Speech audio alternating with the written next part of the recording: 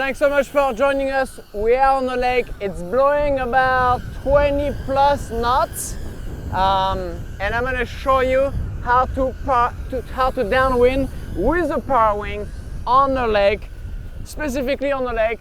It would work also on the ocean, but I will do a video on the ocean. For now, I'm going to show you on the lake. So I made it here upwind with the parawing. But really the more technical aspect is to go downwind and pack it up. So that's what I'm going to show you. It's going to be a one-shot video, so hopefully everything goes smooth. I'm using the, let's go. Oh, we're going to need a little gust. That's typical of like lake conditions where sometimes you have the power, sometimes you don't. All right, okay, we are going. So the first thing is we're gonna try to go downwind with the parawing. We don't really wanna pump, like we don't really wanna pack it up too quickly and then have to pump and be absolutely exhausted, because we wanna be able to be aware, think properly, make good decisions. And if you are pumping your brain out, you're not gonna make good decisions. So we have the parawing. We don't need to rush into stowing it. Spend some time going downwind with your parawing up, analyzing the water, seeing where are the bumps, and try to see, can I ride a bump and eliminate some of the energy from the parawing. So we are really trying to connect bumps, see how they move. What if I go this way? How would I connect the best line to really stay on the swell? Once we feel pretty good, we have a pretty good understanding of how the bumps are moving, we're gonna be able to stow it. But really, to me, what's very important when I stow it is that I don't just like all right, got a bit in a lull here, but that's all good. That allows me to show you. We're gonna try to get a gust, get going again. But the important part is when I'm gonna stow it, I'm really gonna try to replace the energy from the parawing with the energy from the bump. I don't want to kill it at any moment. I want to kill it when I'm on the bump and when I know that it's going to take over the power. So here I'm a little on the bump, I'm killing it, and I didn't really have to pump. Now I feel like I need to pump a little to reposition myself. Those bumps are pretty small because we have about like a 20-mile stretch here. But that's the important part, is I didn't kill it randomly because I was ready to kill it. I was on the bump, it took over the power, and it was a smooth transition.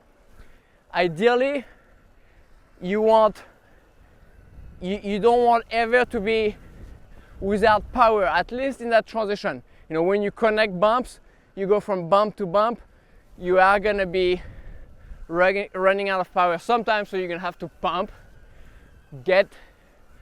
find a bump, and then stay on it. I often use the pumping to maintain and also to get a little higher. I was a bit low, I use my pumping, boom, I get a bit higher, I'm more efficient, I don't have to work as much. When I find myself getting low again, up, a little pumping to position myself low again. When I want to redeploy, ideally, I'm not like running out of option and then absolutely have to redeploy because I'm about to die. So ideally I want to anticipate, and we are like really in a lull right now.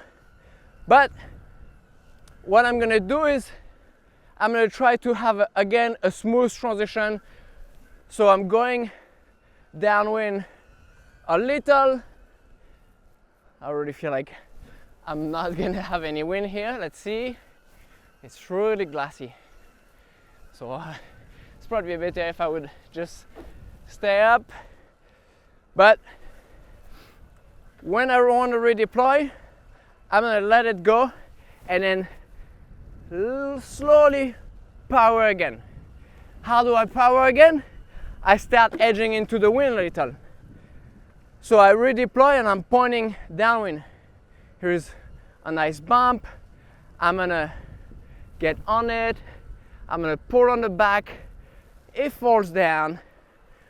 I catch my lines and I really try to stay with the bump. I feel like I'm kind of like low, so I'm gonna do a little pumping to get back up high on the mast, position myself on the bump again, and really try to stay on the bump. To understand how to ride the bumps, I have a really good video, which are the 4 rules of downwinding, which is gonna kind of like give you 4 guidelines that you have to follow when you are trying to ride the bumps.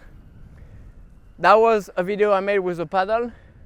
The amazing part about the parawing is it kind of like makes it more forgiving, because when you do run out of option, you have this thing, you can slowly redeploy, and we are going again.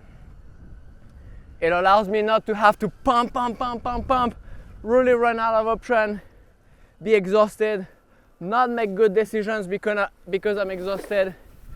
And it also allows me to, for example, on the lake, often the bumps are not perfect everywhere on the lake. Now I have this device that's gonna position myself on the best part of the lake for the bumps. So let's do a transition again.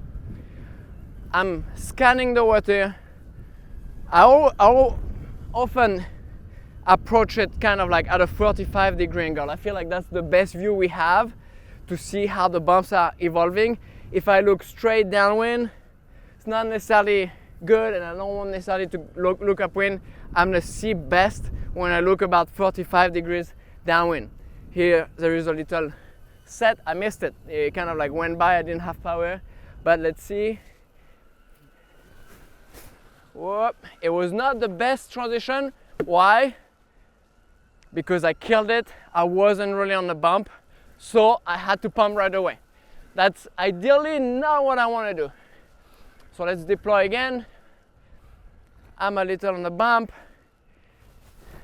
Doesn't have much power, but as I'm gonna turn, now I get power. So I get a smooth deploy because I manage how much power I have. It starts with almost 0. The parawing is down. I start edging. So let's see, now I see a little bump. I'm on it. I pack it up.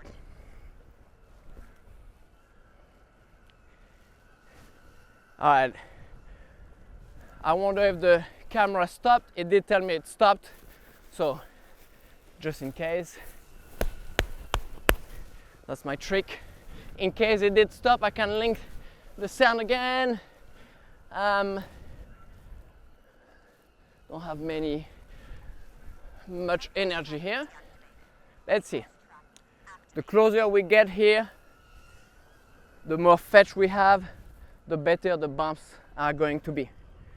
So here we have some nice bumps, and when you learn, I do recommend that you don't necessarily store your parawing. You can hold it with one hand.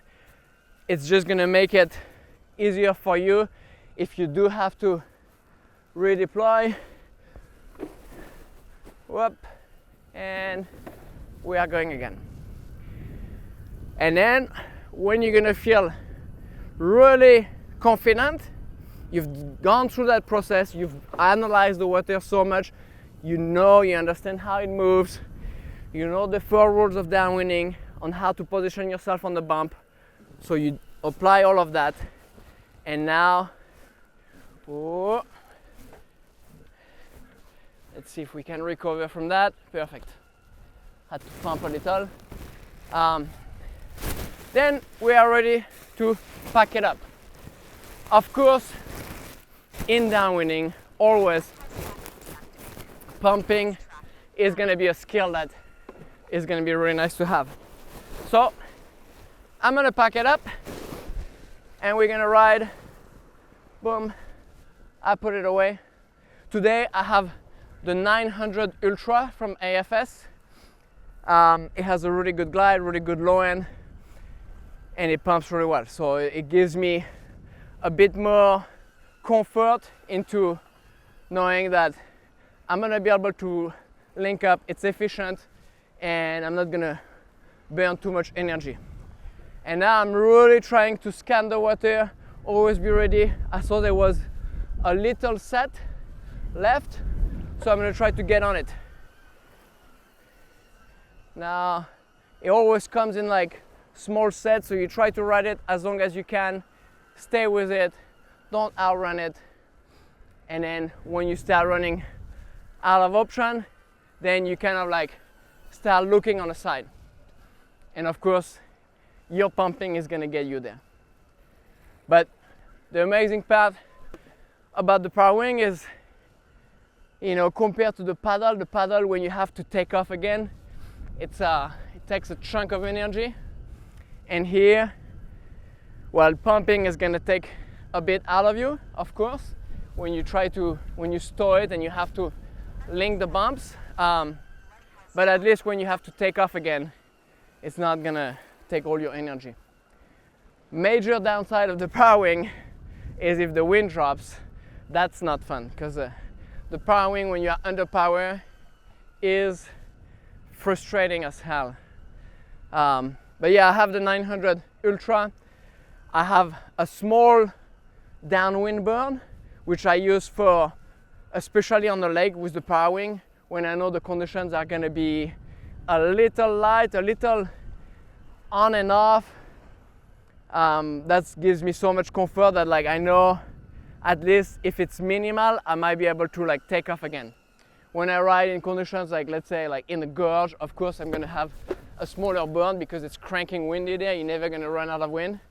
But on lakes, typically, you're gonna have those conditions that are like super shifty, on and off. So having a little of a bigger burn helps. Volume is gonna help. But what I love about this one is it's still narrow enough. It's not necessarily a big volume mid-length. It's a small volume downwind burn. Not for everybody. If you do need help picking the right gear for you, always message me, reach out to me, wingfoilprocenter.com, and I can really help you pick the right gear for you.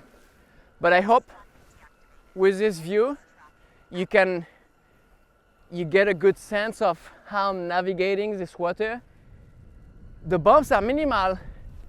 It's not necessarily clean. You know, if you look at it with an untrained eye, you might not really understand how I'm moving, the decisions I'm making. But that comes with time. And if you have forgiving gear, that's gonna be easier. Looks like the drone decided to return home, so thanks so much for watching, guys, and we'll see you guys in the next video. I hope it was helpful. Let me know in the comments if I missed anything, and if you have good ideas, share them for everybody. You